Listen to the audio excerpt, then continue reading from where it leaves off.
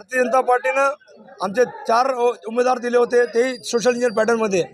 एक आमची अर्पण ठाकूर मॅडम, तुळजाजी यादव, भारतीयजीची सून आणि मी, असे 4 आमचे उमेदवार होते आणि ते सोशल इंजिनियर पॅटर्न म्हणून केलं होतं. आणि या प्रभागामध्ये मत मागताना आम्हाला काही अडचणी बी आल्या.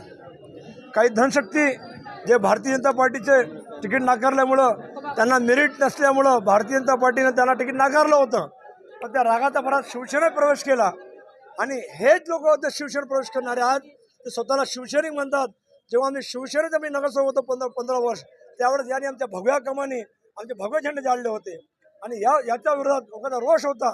व तसेच त्या पुढच्या पॅनलमध्ये शिवसेनेमध्ये काही गुन्हेगारी पार्श्वभूमीचे लोक उमेदवारी होते, त्यामध्ये खंडणी बाददार होते. आपण बघितलं असेल मागील 2-6 महिन्यामध्ये मारामारी करणारे अशा लोकांचा, गुन्हेगारी पार्श्वभूमी असलेल्या लोकांना या भागातील जनतेने नाकारलं आहे. मी भारतीय जनता पार्टीतर्फे आमचे नेते आशीर्वाद चव्हाण साहेबतर्फे प्रभाग क्रमांक 16च्या जनतेला मी धन्यवाद व्यक्त करतो. प्रभाग क्रमांक 5 निवडून आला. मान्य लोकनेते आशीर्वाद चव्हाण साहेबांनी तुम्हाला या प्रभागात निवडून आले लगातार 4 वेळेस, 5 वेळेस. काही सभापती महापौराचा शब्द. मी पहिले शिवसैनिक होतो, आता रामसैनिक आहे भारतीय जनता पार्टीमध्ये.